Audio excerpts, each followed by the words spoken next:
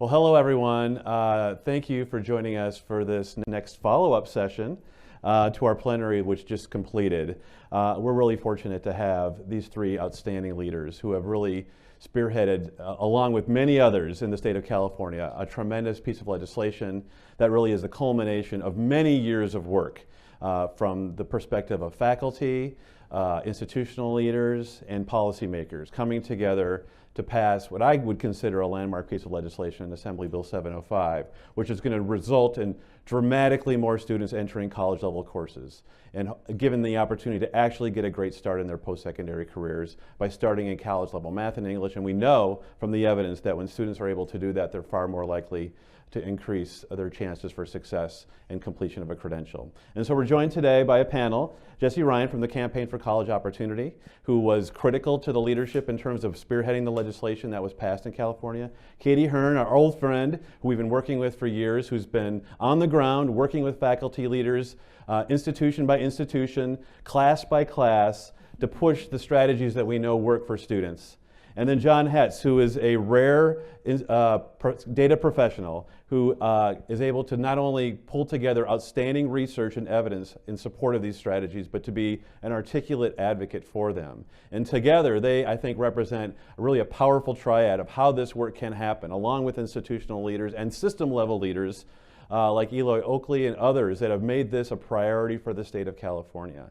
What we're going to do today is not get into too much of the details about Assembly Bill 705 and the strategy of co-requisites in particular. If you were part of the session this morning, obviously you heard a lot about that. If you didn't, and we're on a live stream here, you can go back and we'll have that video available on our webpage here in the next couple of weeks. So what we're going to focus on today is what happens next with Assembly Bill 705. So we've got now thousands of faculty members that have to do this work. How is California going to support them doing so? We have lots of data professionals and advisors and others are going to have to talk to students and work with students about getting them properly placed. So there's a lot of things that have to move on these institutions to really see this come to fruition. We want to talk more about that.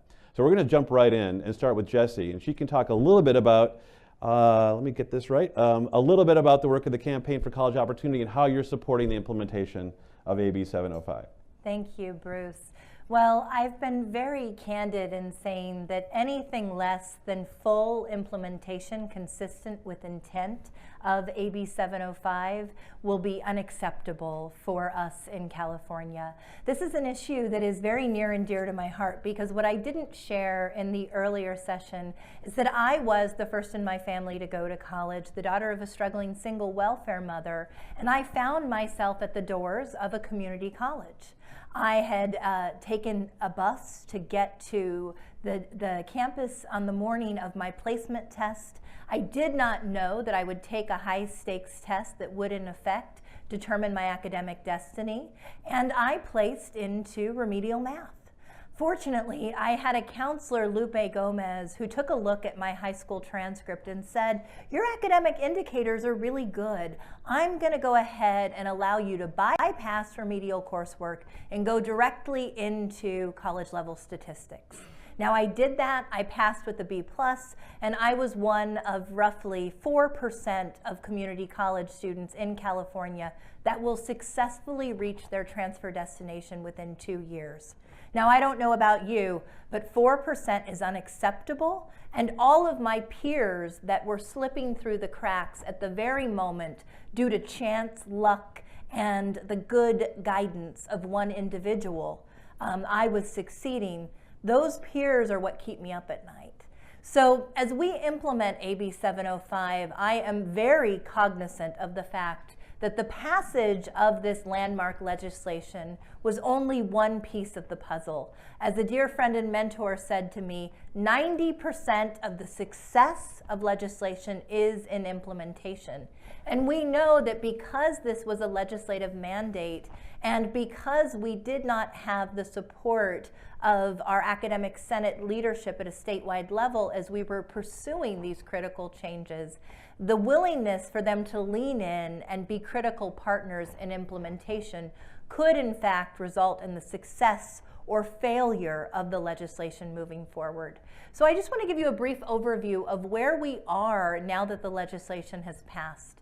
The reality is we immediately, after the bill took effect in January 1 of 2018, began to carve out a timeline for full implementation.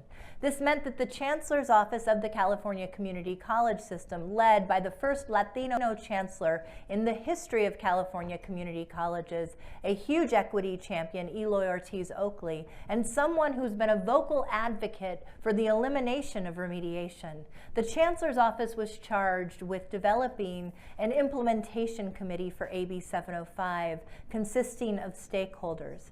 Now, what we saw almost immediately out of the gate, and you'll hear more about this from my colleagues, is that there was resistance. I cannot tell you the number of campuses I set foot on in which individuals were talking about AB 705 and really dialoguing over what the workarounds could potentially be, rather than implementing consistent with the intent, which was to maximize the successful placement of our students in college-level math and English. And so while we heard that this legislation could potentially be transformative, we knew that the guidance and implementation would be key.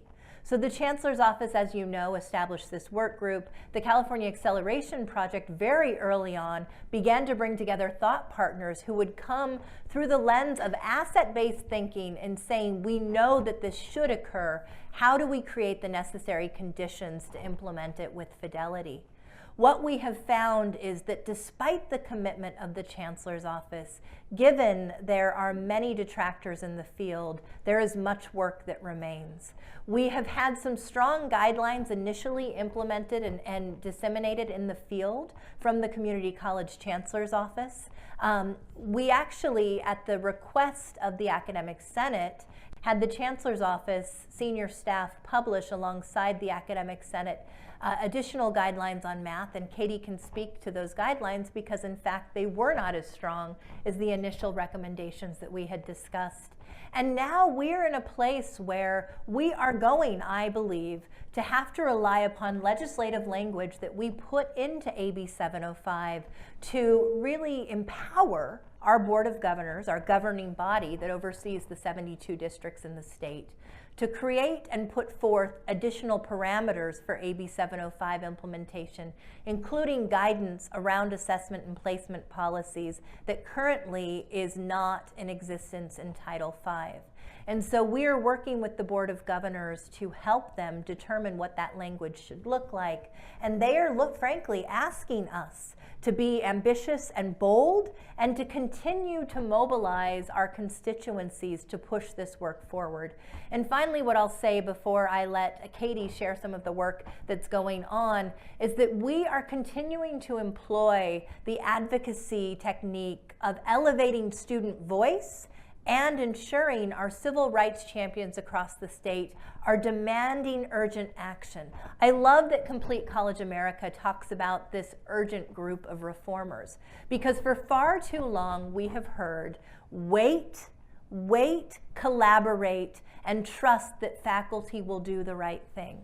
And I absolutely believe that our faculty care about our students, but we do not have the luxury of time when our students are failing en masse in a state as large as California and arguably across the state due to antiquated practices. So what we've been doing is we've been actually organizing a student advocacy corps, at the center of which is students making a change that uses data as a tool for empowering student leaders at campuses across the state to demand that their rights are honored, their right to access college-level math and English, and to be relentless in saying that anything less could result in potential litigation or follow-up legislation.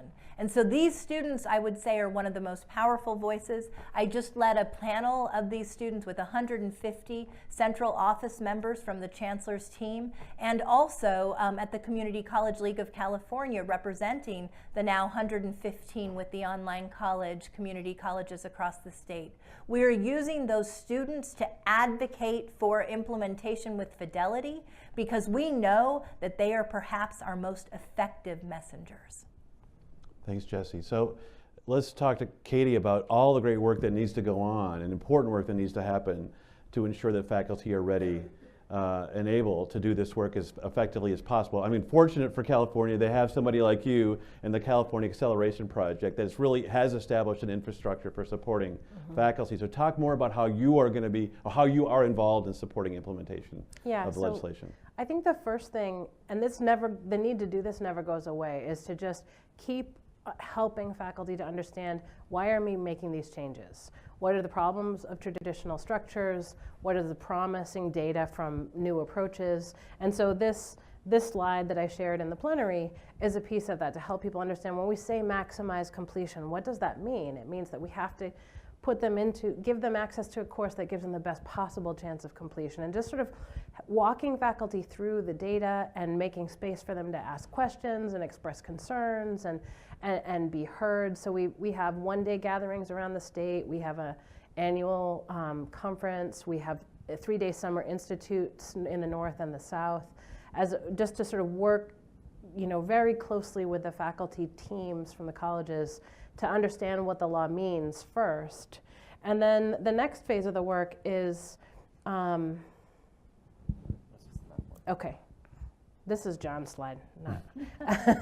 The next phase of the work is helping them to implement. So once you understand the vision behind the law, the data behind the law, how do you go about implementing this? So we have, one of the resources we have on our website is the implementation toolkit. And so what we did is we have a giant table file that has all the co-requisite models in place across California in English and math. How did they design it? Is it lecture lab units? Is it lab units? Is it how do they grade it? How do they have additional tutoring?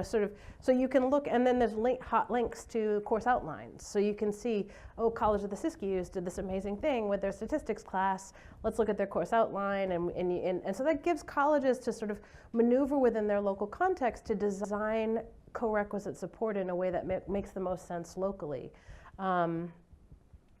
We also have, CAP recommends, sort of a document about like what do we recommend you do in relation to this law. And we have general resources, English resources, math resources, and the implementation toolkit, which is, there's a link on our homepage. The next piece of the work around supporting implementation, did I lose a slide? Oh yeah, is teaching within new structures. So, and sort of when the law happened, we sort of understand the law, build your concurrent support structures within the timeline of curriculum deadlines. You have a certain time frame to build the curriculum. And then now we're in the phase of looking ahead to fall 2019, when it's full implementation time, is how do we teach in these structures? You're gonna have, in the past, when somebody got to college English, they were either in the top scoring, at my college for a while, it was the 20%. We only let 20% of students into college English. Or they were the survivors of the remediation gauntlet. So by the time they got to college English, they were advanced college students. They had they had figured out how to do college, and they really, their work coming in already for the most part was meeting the exit competencies of college English, because we had, if they took our basic skills courses, they had already been supported in those skills. So I think as faculty, we really need to make a shift to understand that the data says that students are capable, and that they're certainly the best off when they're starting in the college level courses, even if they are struggling a little bit or have a lot to learn. And that faculty shouldn't be expecting that our mental picture of college readiness is a false one, that those were actually advanced students, that if somebody is coming in with the exit competencies already in place, they don't need the class. So just to help faculty make a shift, I'm saying, you're college ready, and I need to teach you. You have stuff to learn in this class. That's why we're going to spend the 17 and a half weeks together. So we publish publications to sort of provide windows into really promising work going on at colleges around the system. A seat at the table focuses on 2 co-requisite English programs and an accelerated ESL program in the state. And it looks at faculty practices, professional development. I mean, you really get a close look at it to help faculty see, this is how we can build this on our own campus. And then leading the way is in math. The first college to do large-scale co-requisite implementation in California, Cuyamaca College completely transformed their math program. And so we did a profile on them. So there's these resources, thematic courses, lots and lots of teaching resources so that people can see what it will look like in the classroom. And that goes a long way, because sometimes the resistance that you encounter is really just fear from faculty, where they don't know, they're scared that they won't be able to do it. They don't know what it's supposed to look like, and they're professionals, and they're going to be in front of the room of people. So the more you can help them feel like, oh, I have a picture of what this looks like, and I believe I can do it, the better implementation will go. So John, talk more about, I mean, obviously a key part of this legislation is the idea of executing a placement strategy. And of course, you've spent a lot of time and energy sort of defining for folks what that strategy should look like, what the data is behind it. How are institutions interacting with you and with others to actually get clarity on how to implement the placement dimension of this? So basically what we do is we do the job of institutional researchers. We help our stakeholders across the state grapple with data, and we do it iteratively. One of the big things that we've done across the state as part of the Multiple Measures Assessment Project, myself, my colleagues, Craig Hayward and Terrence Willett and Mallory Newell, Dan Lamery, and a whole team of folks have been working on this for a very long time. What we tried to do is, based on what the law says and based on what we know, is establish some statewide guidelines. Like what would, given what we know and the statewide data we have access to, what would this look like if we implemented this? What do you need to be prepared for as an institution? And then for anyone who doubts the statewide data or the statewide model or wants to go further, what we do is we work very hard to provide both tools and methods and data, I guess that's three things, so all of the above, to institutions who want to do the work locally. And we help them through it, we guide them through it, we go to the institutions and kind of walk them through what's possible, what we know. And then the other thing that we do is we spend a lot of time chasing down all the things that people, all the questions that people have, like, is high school GPA the strongest predictor? Actually, it is the strongest predictor, and it's the strongest predictor everywhere. So it's not just that, a particular set of colleges or a particular area, it's the strongest predictor at all of our colleges. Should any students be placed below college level? Will they be more successful? And what we've done is we've worked with folks across the state to identify which subpopulations they're talking about that they think this might not apply to, and look at those subpopulations. And yet, for all of those subpopulations, they're far more likely to complete college level coursework if they start there, especially with support. Corequisite support, who is this going to work for? Are there groups that it might not work for? What do we have to think about? How many students we're going to be able to plan for? And again, what we typically find is that across all these bands of students, across all these subpopulations, corequisite support is far more effective than having students go through a prerequisite sequence. Other things that we work with, like, should students ever go backwards or repeat classes? Generally, there's very little benefit for that, for them to repeat courses that they've previously taken. In fact, there's some evidence that when students who are successful in that course and take it again, they become less likely to be successful in the next course in the sequence. So that for some students, actually retaking the course isn't just like a wash, it actually makes them less likely to succeed in the courses that we want them to succeed in. And so what we end up really doing a lot of the time is walking people through all the evidence to really change the institutional mindsets that we all have about students. At Heart, we talk about a lot of things that have to do with structural changes that the colleges have to make in order to do these things. But none of that's going to work very well if everyone still believes that these students don't belong in college level courses. And so really we spend a lot of our time walking people through the data that suggests that actually enormous numbers of these students were college ready all along, and everyone else is going to be better off if we support them at the college level. And so then I have a couple of things, this appears twice. So this is the work that we've done to try and demonstrate that it works for all students, even the students who are the least successful in high school. And then one of the things that we provided in the slide deck as a reference is where we've landed as a state. These are the types of default resources that we've provided to everyone in the state. So the students who are highly likely to be successful, students above a 2.6 in English, for example, just place them directly into English. If you do that, those students are very likely to be successful. And then you have these different bands of support. You have students in the middle that would probably benefit from some support, but maybe those students could benefit from different types of support or different levels of support. And then students at the bottom of the high school performance range who will definitely benefit from support, and you should make sure that they have some, but not start them in prerequisites. So all of this stuff is going to be in the slide deck, and that's available. So we do the same thing for English, for a statistics or liberal arts mathematics pathway, where the lower bound of students is students below a 2.3, and for a business or STEM pathway, where we're targeting a pre-calculus starting point, where students below a 2.6 who haven't gotten to pre-calculus in high school. And even for those students, starting those students in a pre-calculus or similar transfer level course, they're much more likely to complete that course with appropriate support than if you start them in intermediate algebra. Great. So we want to open this up for a conversation at this point. So we got Vanessa with a microphone. So if you have a question, please raise your hand and she'll come over to you and help you, and let you offer it to the panel. So we got one right up here. Hi, thank you. If you hadn't had AB 705, the legislation that mandated that you achieve these goals, how would you have, or do you think you would have been able to create enough momentum for these changes with just sort of institutional voices leading it? No way. And we worked for years before that. I mean, and so when we were talking about this idea of pockets of excellence not being enough, I mean, Katie and her partner at the California Acceleration Project, Myra Snell, went up and down the state trying to identify and train and cultivate faculty change agents, and it was not enough.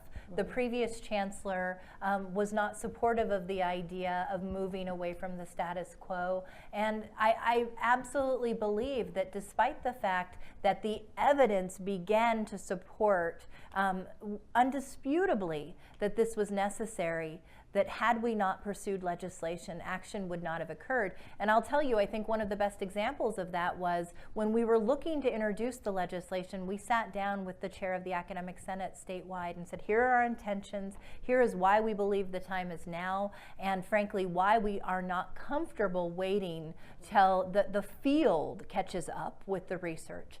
And the response was, well, you know, we have this common assessment project that we've been working on for the last 4 years. We need to let that play out first. Now, mind you, in 4 years of work that was being done with faculty across the state, they had not been able to arrive at one common assessment test that passed validity measures, right? And so we were holding on to that versus doing what we know would be transformative for students.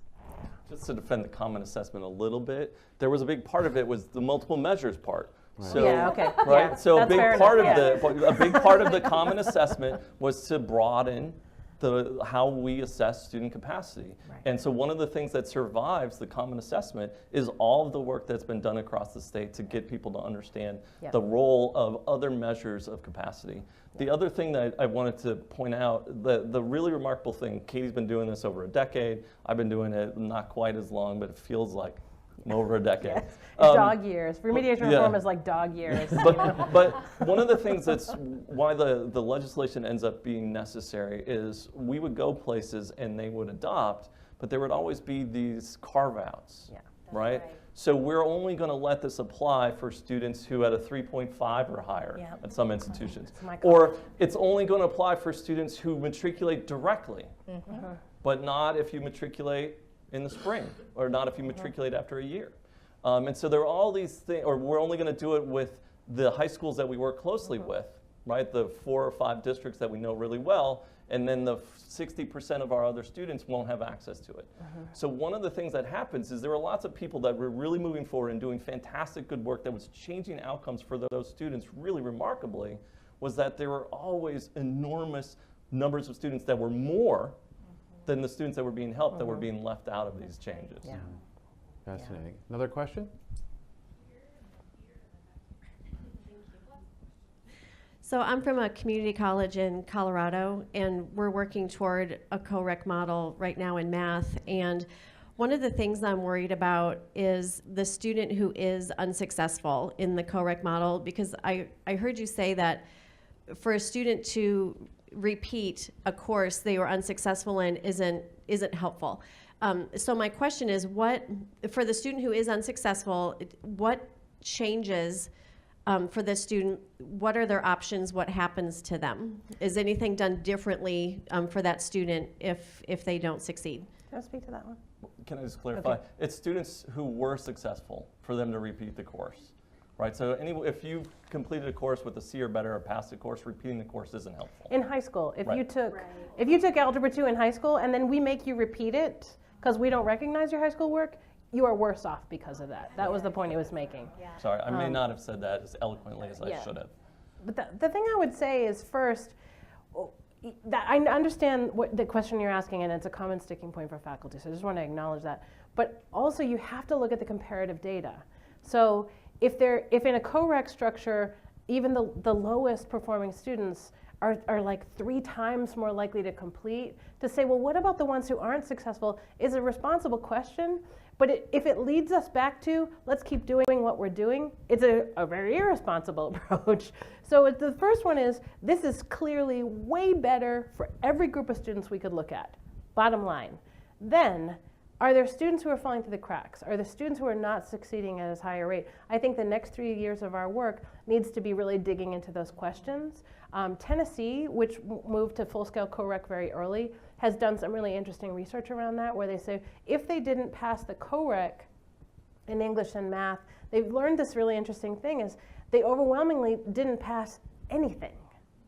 So then what is the issue? It's not polynomials. It's not thesis statements. You know, it's not the basic skills of the discipline. There's something else going on for those students, and I think there needs to be a lot more digging into that. Like, is it a basic needs issue? Do they have food and housing insecurity? Are they smoking a bong in their dorm room all the time? You know, like, why are they not succeeding in any of the classes they take?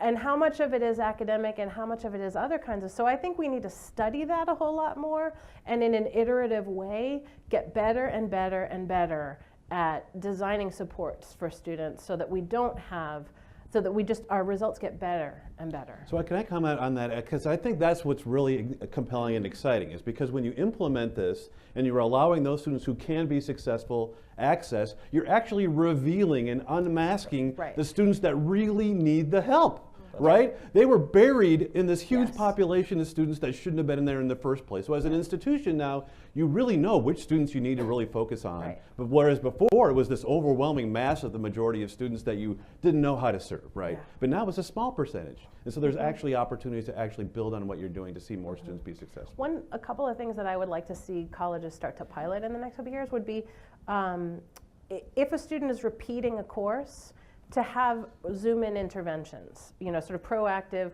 counseling or some kind of support, because we already have data showing that anytime a student is repeating a course inside our institution, they have a lower success rate than first-time takers. So we already know that group's at risk. So why don't we do proactive supports in response to that knowledge?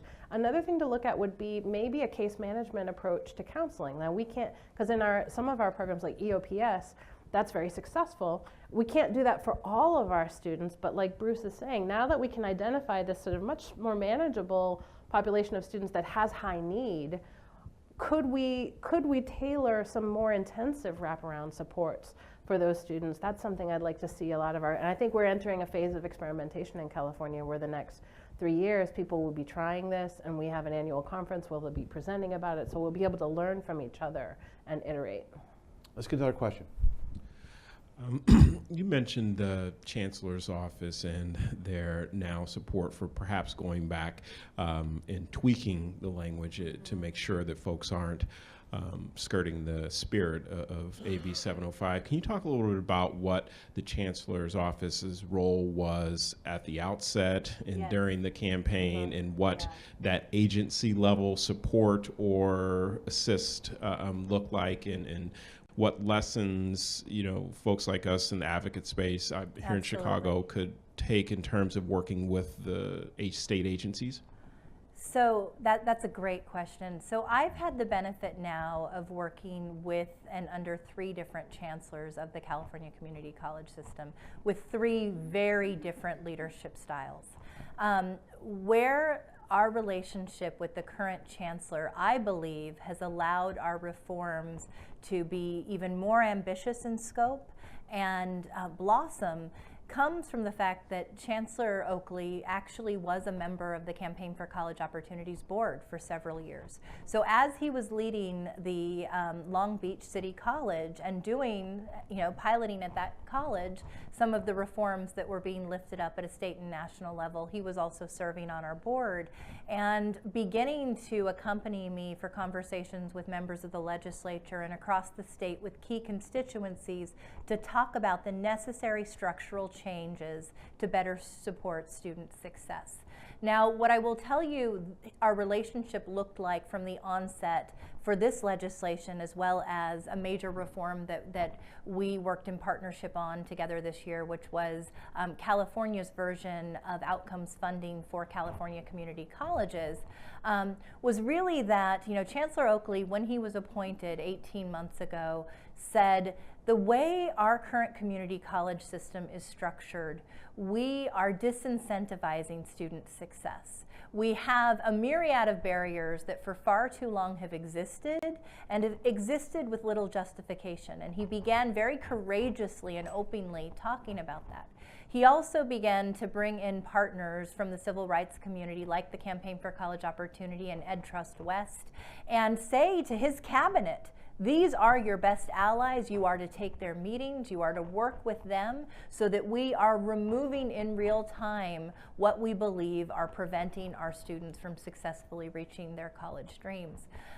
We knew that we were, based on the work we had done with the California Acceleration Project, and as I spoke to earlier, going to pursue legislation because we had tried budget action, and that budget action had fallen short. We tried the carrot approach, and the carrot approach, giving additional resources with encouragement that evidence-based practices such as multiple measures would be adopted at scale, simply wasn't enough. And the Chancellor's office was responsive enough to say, let's not wait years out. We support CAP and the Campaign for College Opportunity in pursuing a legislative mandate, and we will work with you to assuage the faculty concerns.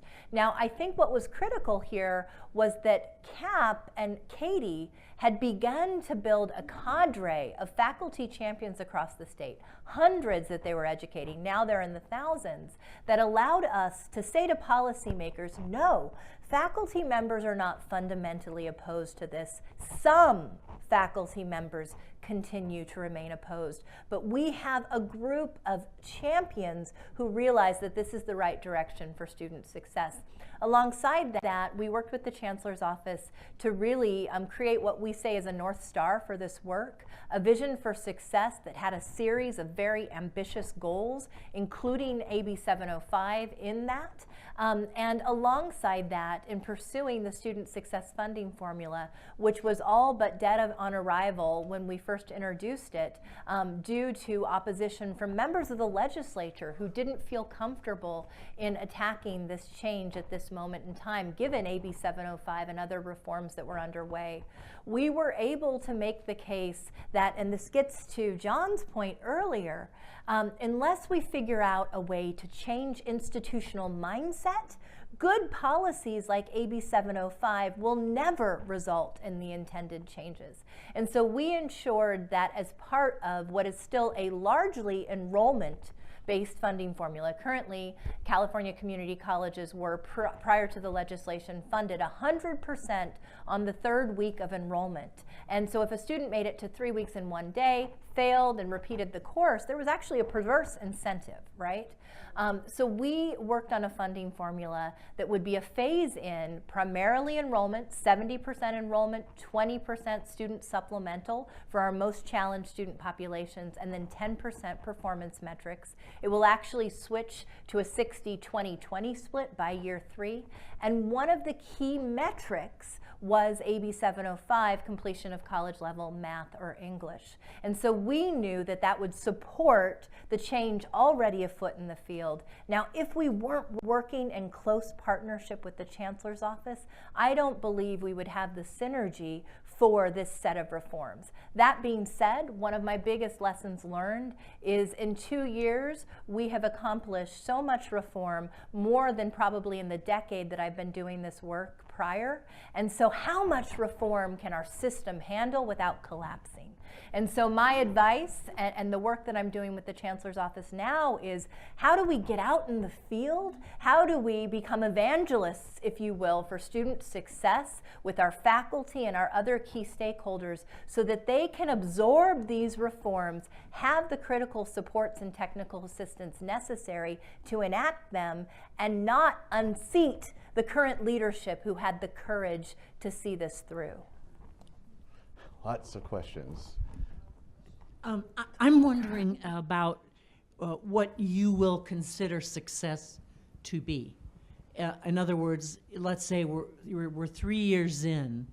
What are you hoping for? What's the goal in terms of numbers of students that are now going directly into a co-requisite model? Yeah, Katie, I'll let you answer that.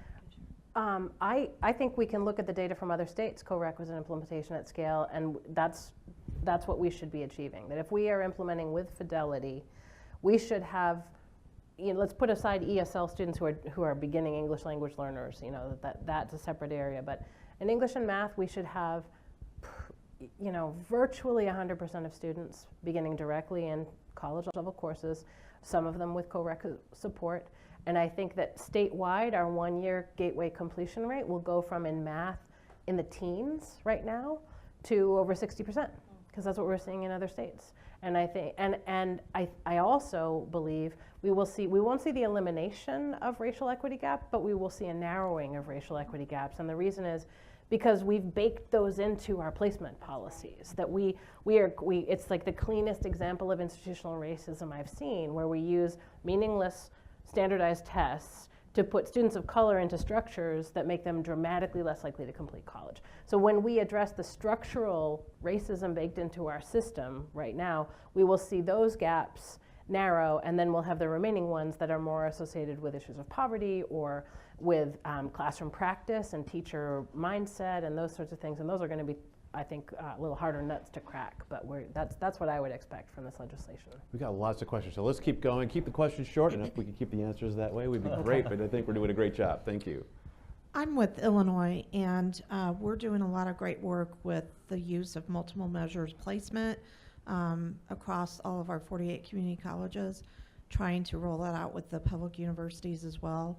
Been doing co-requisite remediation in pockets throughout the state. And our newest initiative, we're implementing high school transitional courses in math and English. That's a law now that they have to do that.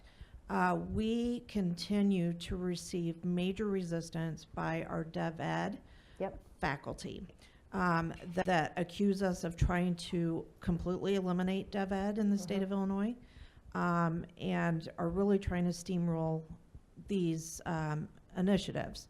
So I'm curious, first of all, I'm assuming you didn't completely eliminate dev ed in California. So how did you deal with that? How do you deal with the instructors, despite showing them the evidence that placing all of these students in dev ed is not helping us? It's really about restructuring dev ed, that we all know communities, particularly the closer you are to the classroom, the more you know students come in with a range of experience with the kinds of tasks we're going to give them in college and a range of incoming ability to do them.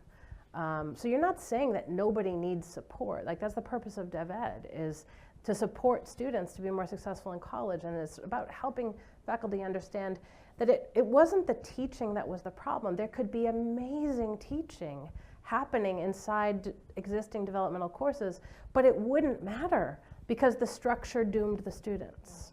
So that I think that's a piece of it, is to help faculty understand, I am not saying to you, you're not teaching well. I'm saying to you, the structure that we built with good intentions is not having the the effect that we wanted to have for students. And so that's a piece of it. And so that we're restructuring, co-requisite remediation is the most powerful form of dev ed that we can offer. So I think that's it. And then I think the work we did around building early faculty champions helps, so that it's not just administrators who are the messengers of this, but it's faculty with the ability to speak from their own classroom practice and reassure faculty that rigor is maintained while support is offered, and what that support could look like. I think that's gone a long way for us, but it doesn't make it. We don't have 100% buy-in. That's why we need a hashtag, why we needed AB 705. We were never going to get to 100% buy-in. So if that's your standard for moving ahead, your values are wrong. You're not valuing your students. You have to value your students first of all. Like shared governance, that's fine. That's a fine value. But if shared governance is up against my students actually achieving their dreams and having sort of racially just policies, I'm going to go with this. You have to make a priority choice. And if some people are unhappy with it, it's okay. It's okay. Change is hard. There's another framework that I think you can offer some of those faculty, and that it's a slight reframing of something that Katie said, and that is part of what's happening is the ineffective structures are actually washing away our effective instructional practices.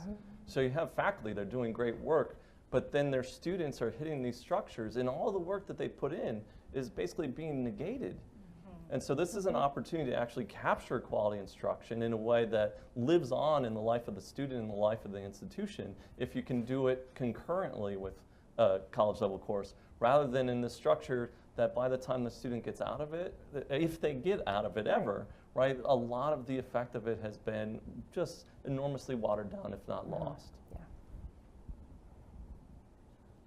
How do you suggest that we address the concerns of faculty and well-meaning others who say that it's all very well to place more students at college level, and it's even all very well to have more students pass college level math and English, but what evidence do we have that those students actually will go on to complete, or will they just fail at a later point? Point to evidence. There's plenty of evidence. If they have that question, it's like, well, let's consult the evidence. Yes. And we find, and the CUNY randomized study with the statistics with support, that higher graduation rates, and the ALP model, the effects carrying forward into students' progression. So I just think that's a concern without evidence. And so let's just redirect them to the things that can alleviate that concern if they are responsive to evidence, which some people are not. It's like an emotional, people are having emotional reactions where rational argument, sometimes you have to speak in an emotional way that's not a rational way.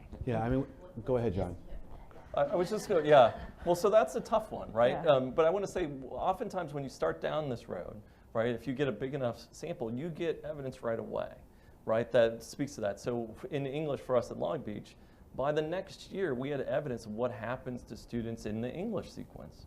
And so we basically had many more students who took college level English, who were successful in college level English. And so our rate of students taking English 3 and succeeding in English 3. The next course. The next course. Advanced composition it's course. the English 3 second composition course that's required for the University of California, right? Those completion rates went up 6 times. Right? Not 6%, not 60%, 600%. Students were enormously more likely to take another English course in the transfer level or in a transferable UC-bound English and succeeded in those courses. That helped right away with our English faculty. We could say, look, these students are in the English courses that many of you came here to teach, and they are succeeding fabulously. And so that right away gives you an opportunity to speak to those. For the people that aren't responsive to evidence, I think that's one of the reasons we have AB 705. But the other thing that I've always done, like my basic approach to that, is to ask them, what is the piece of evidence that you need? Right, so you can't just say, what are you opposed to? What is it that you need to see in order for me to help you get off of this point? And then to work with them to get them that information as best I can. Because every once in a while they may be right about the objection that they're bringing. And so it's always worth checking. But I've yet to have one of those objections turn out to be something that undermines any of this evidence. So if I could jump in with one more point, I think. I mean, in mathematics in particular, we're seeing all kinds of evidence that students who complete the corequisite are far more likely to go on and take additional math courses. So think about that for a second. Would you be rather teaching more college-level math courses or more developmental math courses at your institution? I think most math faculty would say the former, right? And so think about what they're doing to build people into their disciplines and into their fields that before were, by the time they got to the college course, if they ever did, were like, I am done with math forever. Whereas actually what we're finding is that through the corequisite, students are finding, you know what, math actually is part of what I want to be pursuing in my post-secondary program. And I think that is really what I think we're seeing in many institutions, that that's actually compelling faculty to get more excited. Can I say one more thing about that sort of emotional level? That sometimes faculty will have this certainty that they can look at this whole data from the entire state of Tennessee or from these co-requisite models in California and just say, well, they're watering down the curriculum. There's just passing students through. It's just and now the funding formula is just encouraging that even more. And so there's this sort of cynicism and I was sort of, one thing that helps with that is when we're doing extended faculty development with faculty, we share classroom materials. So they see that in my one level below developmental course that I now wish would go away and I could just teach a co-rec, but we're a little behind in AB 705 implementation, they're reading 450 to 500 pages of challenging text. And they're writing in, they're writing 1A level papers. And then we'll look at student work together and talk about how would you assess this, how do you respond to this. So as soon as you can look into these classrooms and see, oh, this is real stuff. And sometimes faculty will be honest and say, this is more challenging than my college level class. Like your developmental class is more challenging than my college level class. I'm like, yeah, and they can do it. So I think that goes a long way too. And I just want to add one other thing. You know, when evidence fails, when legislative action fails, one thing that we have found to be quite effective is at the campus level, connecting faculty with students who can share their stories, their experience, and how they have then moved on as a result of co-requisite models or additional academic support with access to college level coursework. One of the things that I think is key about that is if you just provide a panel of students or access to students who represent the state, then the faculty will say, well, that's a group of students in Southern California.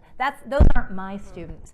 But if you can identify those 2 or 3 key student voices at the campus level to come in alongside the curricular review, the evidence that they're reviewing, and talk about their experience, quite often that will touch their hearts and challenge the assumptions that they are holding about students in a way that nothing else can. More questions? Peter. Yeah, I've been doing this same kind of work often alongside Katie all around the country for 10 years now. Yeah. And I have to say, when Katie came to our conference last summer and announced her involvement in AB 705, I was shocked.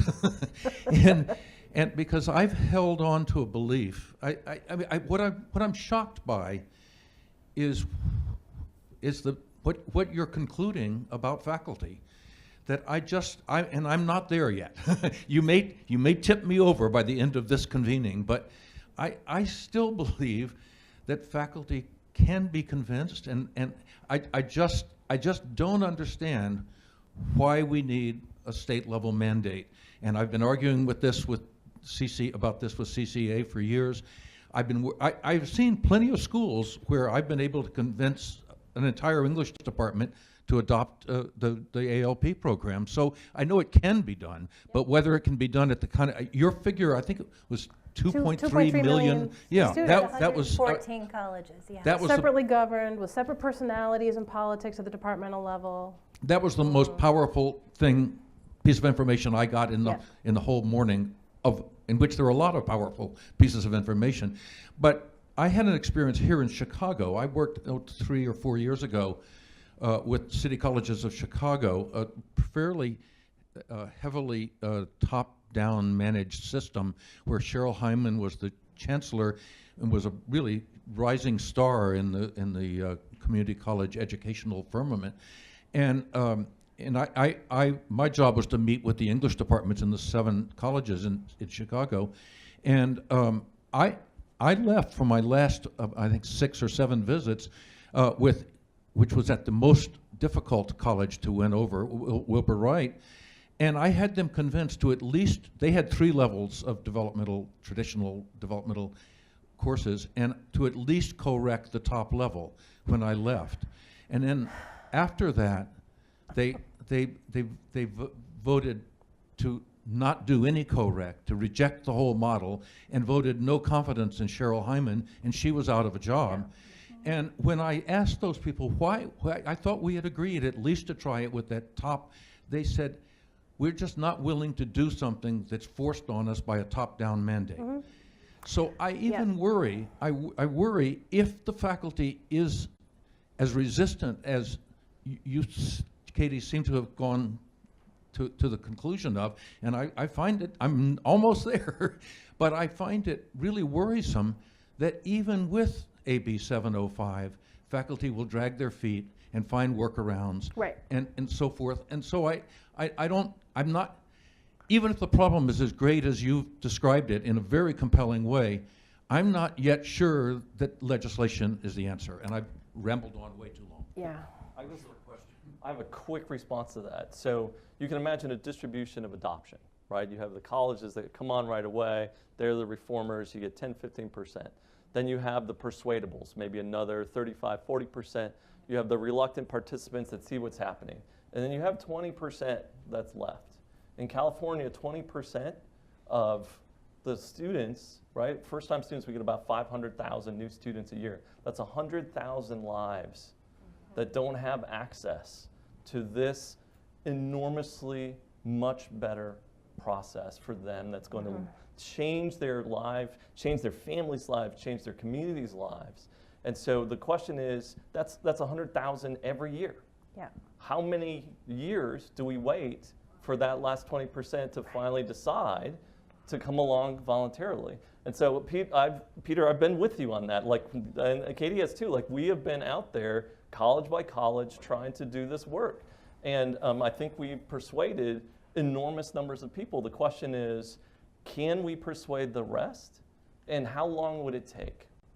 And what is the cost? I mean, you did a beautiful metaphor a couple years ago of Southwest airline planes of students who would have benefited from co-rec remediation if only you had scaled up as an institution, and it took you 10 damn years, and that's the cost, is all those airlines.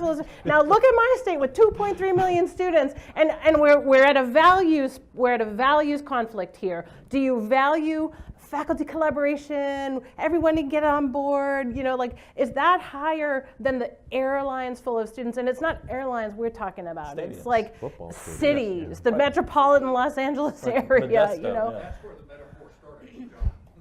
So that's, I mean, I just really think, yes, and I spent I spent 2010 to 2016 only doing grassroots mobilization, and 114 colleges and national work. And we had so many math departments that weren't even willing to come to an event. And where they would literally, and if they came to an event, they'd be like this, and they'd ask all their skeptical questions, and they'd understand, oh yeah, the data is really behind you, yeah, we see that. And then they would literally say to us, we're not doing that until somebody makes us. Like, we literally had multiple colleges with it. So I feel like my highest priority is my students. My highest priority is not collegiality.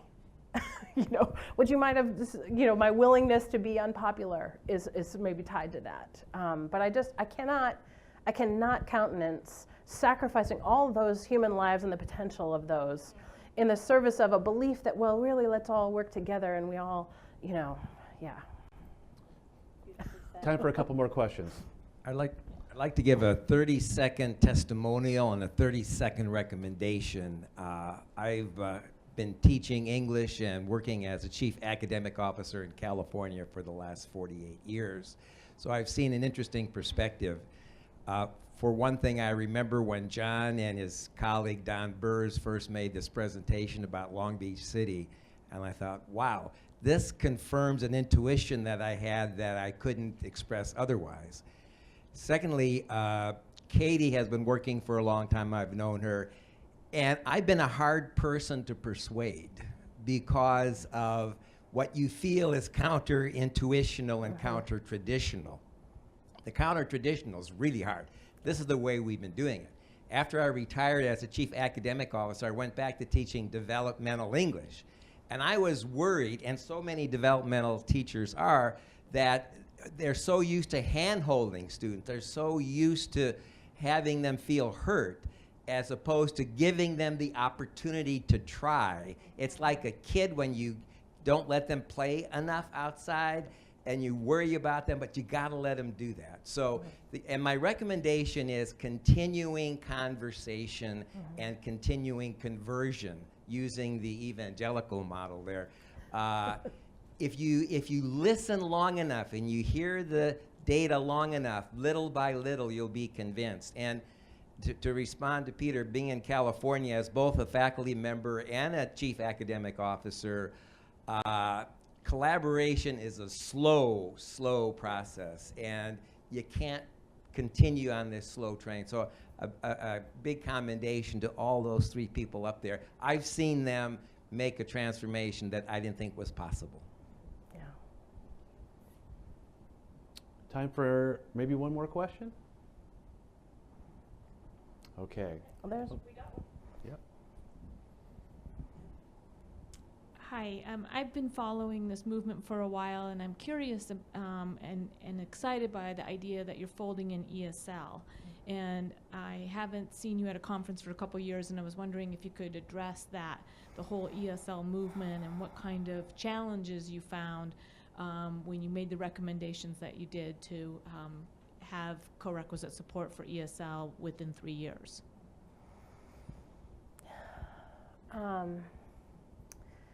So I feel like that's the most emerging area of the movement, and I think we have a lot to learn, and the field of ESL instruction is a lot less far along than in English and math. I think English is farthest, math is in the middle, and ESL is the newest of this work. I think some of it is that some students who are classified ESL but went to U.S. high schools, what the MAP research shows is they should just be placed just like all the other students into the transfer level courses with co-rec support. And there's another group that is maybe has more. They're not just learning English, but they might still have refinement to do. So we're sort of recommending that there could be ESL designated in sections of comp, like some of our 4-year schools already offer, that have specialized tailored language support taught by ESL specialist faculty. And then the sort of the third area of the work is that for students who are more emerging English language learners, that you still need an ESL pathway, but it needs to be streamlined. It needs to be accelerated, that the more exit points that are in it, where opportunities for attrition, the fewer students will complete. That law applies in ESL as well. So I think we're working with colleges. One of our colleges, Solano, has just 3 levels of ESL that can feed into the college level course, and Cuyamaca College in San Diego also has that right by the Mexican border. So there's a lot of language learners there. So streamlining it down and creating integrated skills curricula rather than having multiple separate courses in reading, writing, grammar. Those are some of the movements, some of the structures that are emerging as we think about how to accelerate English language instruction in this movement. Great. Go ahead, John. I was just going to say, a part of the challenge has been the data for ESL courses is often quite different. And so it's been a really significant challenge to do the same type of work. And so you see a very similar parallel in adult education, where you know whether or not a student has completed something, but you don't know how they did, what exactly they did all the pathway through. And so you're going to see a really powerful set of new work that's going to come out of California in the next year that's going to help us kind of navigate that space more effectively. So let's wrap up, but I'd like to have each panelist maybe take 30 seconds and say if you could give one piece of sage advice to those who want to push something like AB 705 or a commitment to fully scaling co-requisite, what would it be? Let's start with John. My piece of advice would be very straightforward. You have to reset your institutional, community, and statewide expectations about students' capacity, right? We've been anchored by the standardized tests and these really high cut scores that have falsely led us to believe that students aren't college material, that can't do college level work, and that is just enormously incorrect, and it's tragically misguided for the impact that it's had on our institutions. for the impact that it's had on our students. And so what you need to start from is a reset to believe and to understand that you're believing this based on evidence that students have the capacity to do this work if they have the appropriate support. I would agree with that. And then I think just in terms of, number one, in response to Peter, I really believe we absolutely would not have gotten to where we need to get for students without legislation. And I know that from being the lead person trying to do the persuasion across the state. So that's number one. And then the number two about that is that we didn't talk about this in the big panel, but the language of AB 705 was very carefully crafted to make it sort of opposition proof. So whereas CCA has championed sort of much more like baldly out there, like we're going to have this level of co-rec, we're going to, by this date, we didn't go that way. We went with language that you couldn't argue with. The language of that the student's placement in English and math has to maximize their completion. Who's going to argue with that? Like it should basically give them the best possible chance of completion. That's very hard to argue with. And also that they have a right, we already had regulations that students couldn't be denied access to a course unless they were highly unlikely to succeed. So we built on existing things in our regulation, and then we crafted this language that was sort of ambiguous on its face, but sort of just a principle, like a common sense parameter that the placement should give them the best chance of completion. Who's gonna, nobody did argue with that. The Academic Senate even didn't argue until it was on the governor's desk and had unanimously passed both houses of the California legislature. So it was really hard to argue. And there was probably 10 people in the state who knew just how much that language was gonna completely overturn the apple cart of remediation. And so I just want to sort of share that was an interesting strategy in a state that can get very contentious and where local control is such a high priority in our culture. So it provided parameters without seeming to be highly prescriptive, and that was, I think, the secret of its unanimous success. Jesse? So I would say that empirical data and evidence alone is not enough to drive institutional change. And so you should be thinking of a multi-pronged strategy that includes the collection of student stories and students as ambassadors for action. You should be looking at how you bring together unlikely allies from the business community who will benefit from us seeing more students succeed in reaching their college goals. You need to be very courageous and unapologetic about uncomfortable equity conversations, because that will silence detractors like you wouldn't believe. And then finally, I think should you choose to pursue the route of legislation, identify your champions early on at all levels, whether they're trustees within the institutions or legislative allies at the state level, many of whom you will find have experienced being placed into remedial courses themselves. I will never forget the chair of the budget subcommittee who also sat on Assembly Higher Ed sharing that he almost became a statistic. And that, my friend, is really the way you not only silence detractors, but ensure that policy victory is within your reach. Let's thank this outstanding panel. Thank you all very much.